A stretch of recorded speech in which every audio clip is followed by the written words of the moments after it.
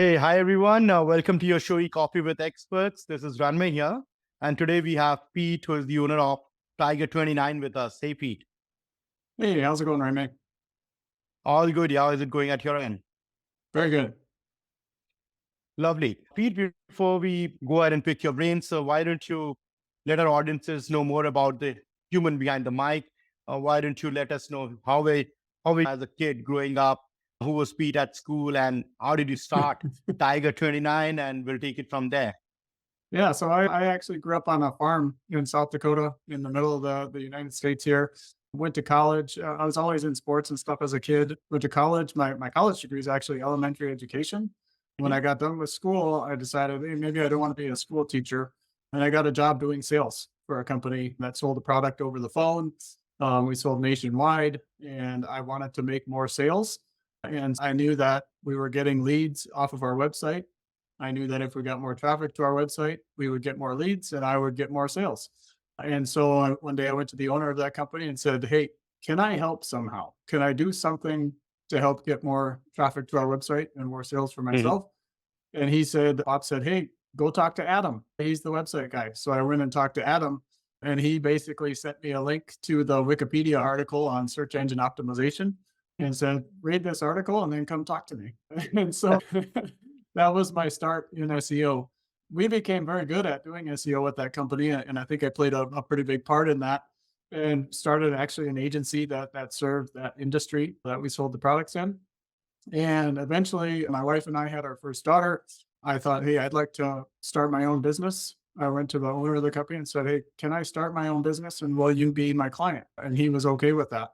And so at Uh-huh. that point, I started Tiger 29, which I'm very grateful for that experience. And then also to have a boss or an owner that was over me that was willing to work with me in that way. And I kept him as a client from 2009 until 2020 when he sold his business to a private equity firm. And so that's the way that Tiger 29 started and where I come from. Lovely. And it was a good sales pitch. You had your first client before you even started the agency. Yeah. Yeah.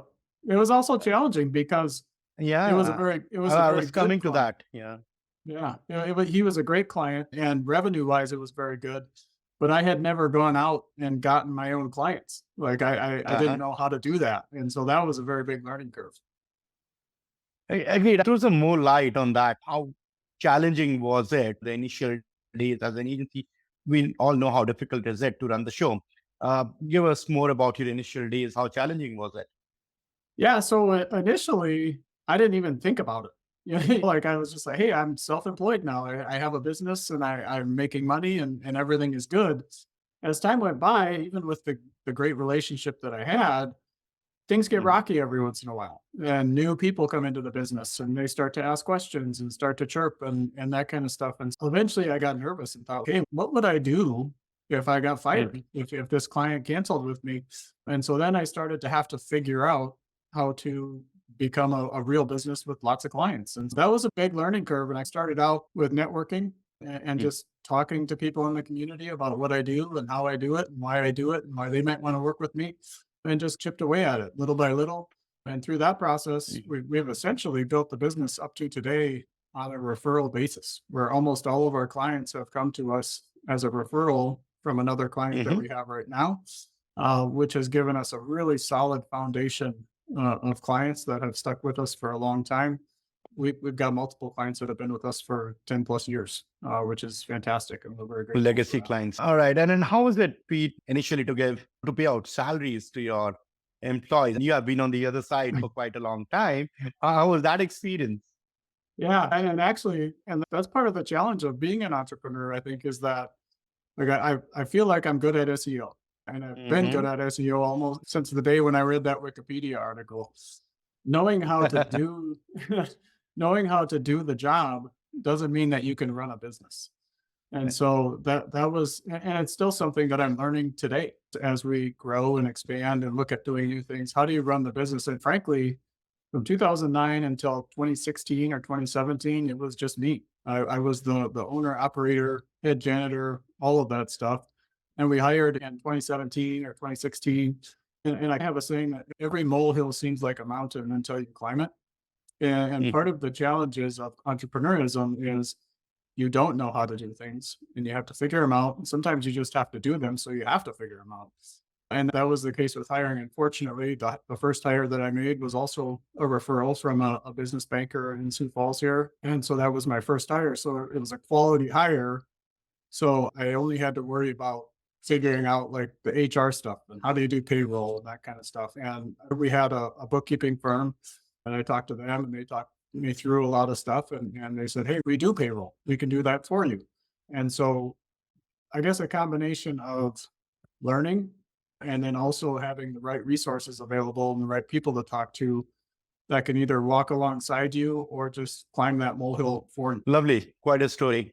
Talking about SEO, Pete, we know that SEO is a marathon. It is not a sprint, right?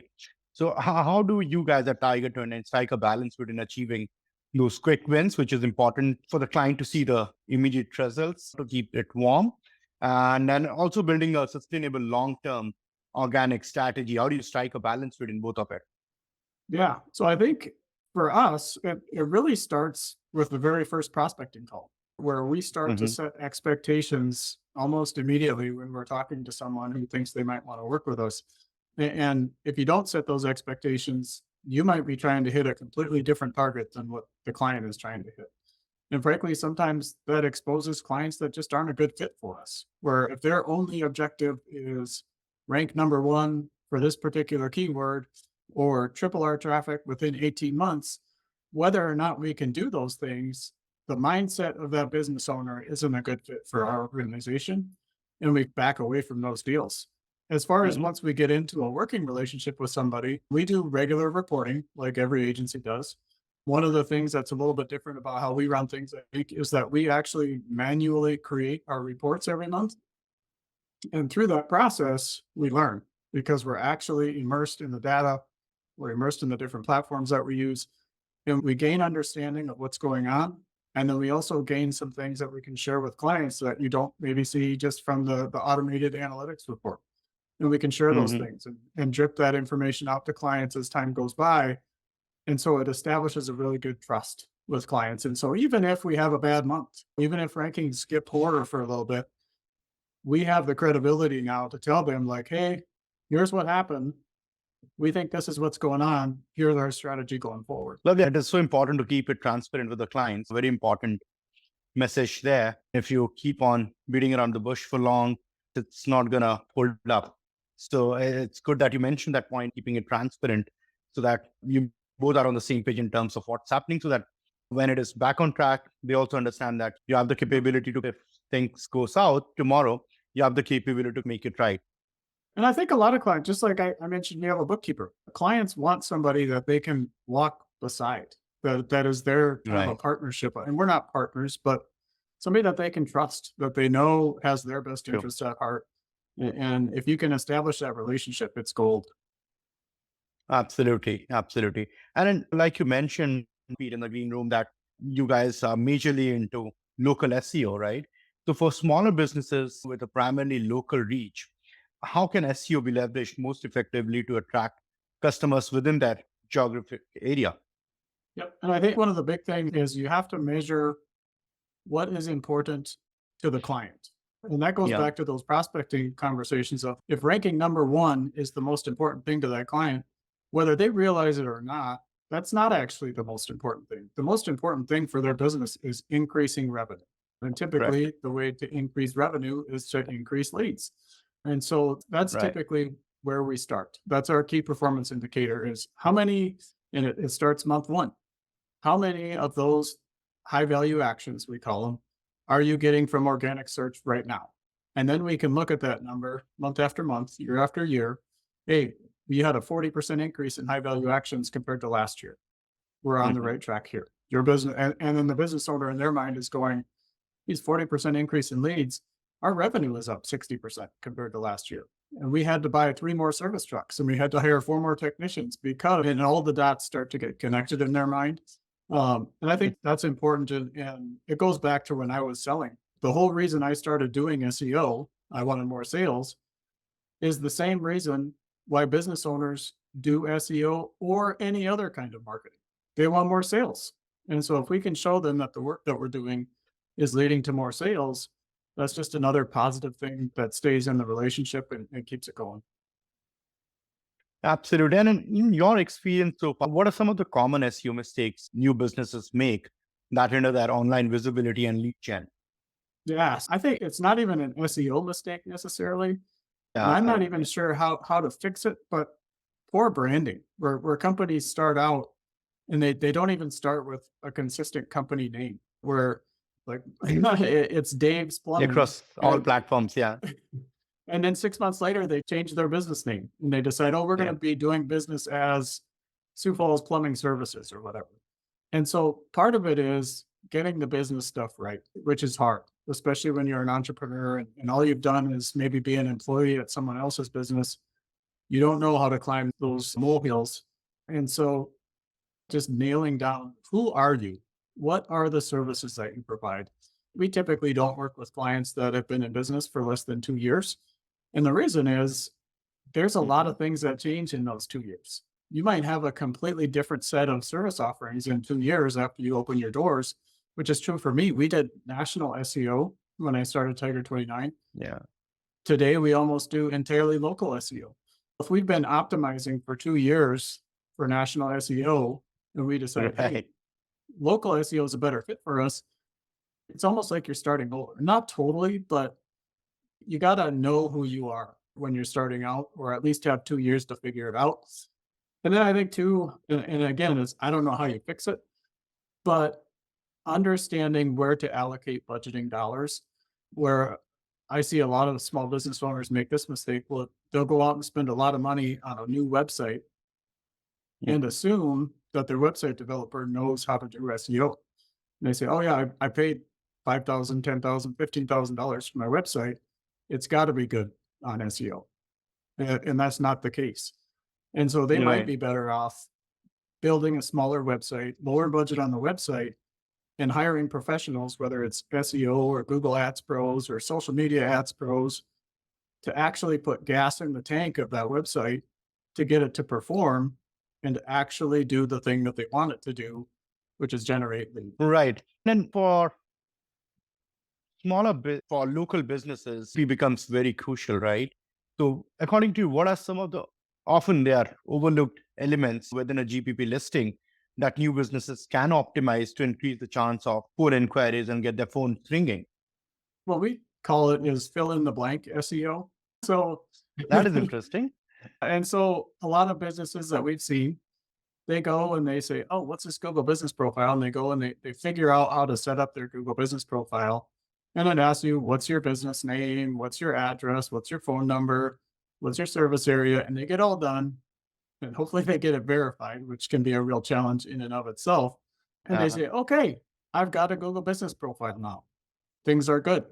And they've never actually taken the time either themselves or to hire someone to go back through that profile and actually fill in the blanks. What is your service area? Do you have appropriate service areas? That kind of stuff. Is your website URL correct? yeah. Did you fill in all the blanks where you can put in a website URL? And I'm not Right. like, let's say you put in your appointment link on a Google business profile. Does that help you rank better? I'm not sure.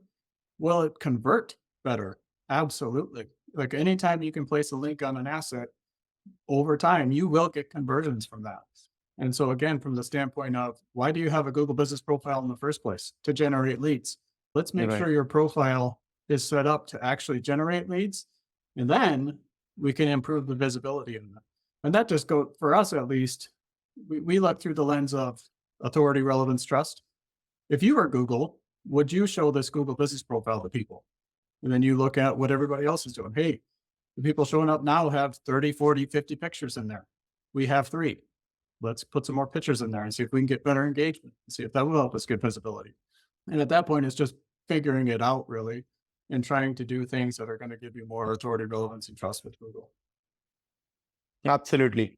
Great, Pete. It has been a brilliant conversation. But before I let you go, let's play a quick rapid fire. Sure. Your last Google search. We were looking at human resources videographer. Me and some staff were just looking at that, at how the search results are different in different parts of the country. Okay. All right. Your favorite sport. Basketball. My, All right. I have a How tall SDSU. are you? I am about 6'4". Yeah, my favorite basketball team is playing in the NCAA basketball tournament this afternoon, so I'm excited about that. Oh, right. Lovely. Great. Yeah. What did you do with the first paycheck, Pete? Probably saved it. Whatever I didn't spend, I saved. I'm a saver. Ah, all right. Entrepreneur. Right. Young one. Great. Your celebrity crush. Celebrity crush.